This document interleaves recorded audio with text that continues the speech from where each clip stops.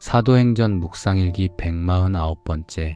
자신의 영광을 구하는 자는 타인을 희생양으로 만들지만 하나님의 영광을 구하는 자는 기꺼이 자신이 희생제물이 됩니다.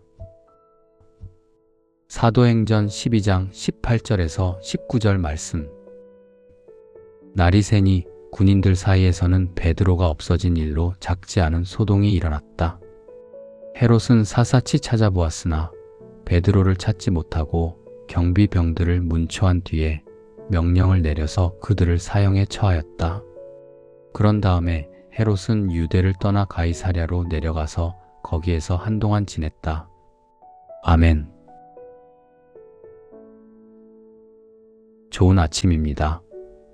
메마른 가지에 물이 오르고 새 생명이 움트는 봄날처럼 오늘 하루 여러분의 삶에도 하나님의 은혜가 생기 있게 피어나기를 소망합니다. 주님이 주시는 따뜻한 위로와 평강으로 힘차게 하루를 시작하시기를 축복합니다. 기적이 일어난 다음 날 아침이 밝았습니다. 예루살렘에서 두 사람의 발걸음이 극명하게 엇갈립니다. 감옥에서 풀려난 베드로도 예루살렘을 떠납니다. 그리고 그를 죽이려 했던 헤롯 왕도 예루살렘을 떠나 가이사랴로 향하죠. 겉보기에는 두 사람 모두 쫓기듯 도망치는 것 같습니다. 그러나 이 두 사람의 떠남은 그 목적과 열매가 완전히 다릅니다. 이들의 상반된 발걸음은 오늘 우리에게 묵직한 질문을 던집니다.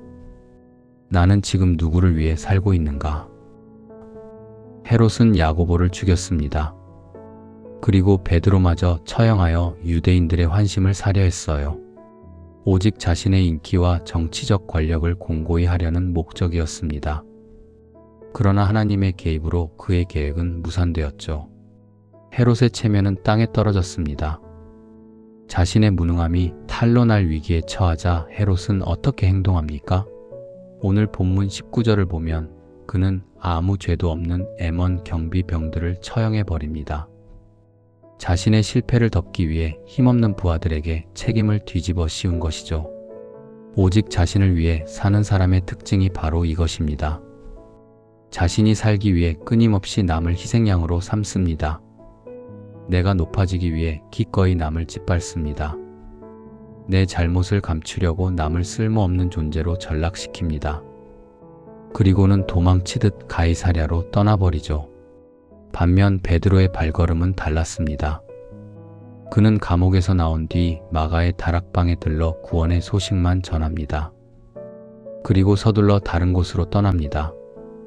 만약 베드로가 기적의 주인공이라며 그곳에 계속 머물렀다면 어떻게 되었을까요?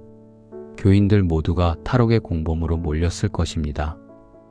헤롯의 칼의 끔찍한 처벌을 피할 수 없었을 거예요. 베드로는 교회를 살리기 위해 서둘러 자리를 피했습니다. 자신에게 쏟아질 박수와 영광의 자리를 포기했습니다. 대신 스스로 험난한 도망자의 신세를 자처한 것입니다. 이것이 바로 하나님을 위해 사는 사람의 특징입니다. 그들은 결코 남의 피를 흘리게 하지 않습니다. 오히려 공동체를 살리기 위해 기꺼이 자신을 희생제물로 내어놓습니다. 세상은 남을 짓밟아야 내가 높아진다고 가르칩니다. 헤롯이 정확히 그 길을 걸었습니다. 그러나 십자가의 법칙은 완전히 다릅니다. 남을 위해 나의 권리를 포기하는 것입니다. 남을 나보다 낮게 여기며 스스로 낮아지는 자가 진짜 승리자입니다. 오늘 우리의 삶을 조용히 돌아보기를 원합니다. 직장에서, 가정에서, 교회에서 문제가 생겼을 때 나는 어떤 모습입니까? 헤롯처럼 남을 탓하며 희생양을 찾고 있습니까? 아니면 베드로처럼 묵묵히 내가 짐을 짊어지고 공동체를 살리는 길을 택하고 있습니까? 스스로 높아지려 했던 헤롯은 결국 비참한 최후를 맞이합니다. 그러나 공동체를 위해 스스로 낮아지고 떠났던 베드로는 하나님께서 가장 영광스러운 사도로 높여주셨습니다. 자신의 영광을 구하는 자는 타인을 희생양으로 만들지만 하나님의 영광을 구하는 자는 기꺼이 자신이 희생제물이 됩니다. 가장 위대한 기적은 닫힌 감옥 문이 열린 것이 아닙니다. 기적을 경험하고도 공동체를 위해 조용히 영광의 자리를 떠날 줄 아는 베드로의 낮아짐입니다. 오늘 하루 남을 살리기 위해 기꺼이 나를 낮추는 하나님을 위한 발걸음을 묵묵히 내디디시기를 주님의 이름으로 축복합니다.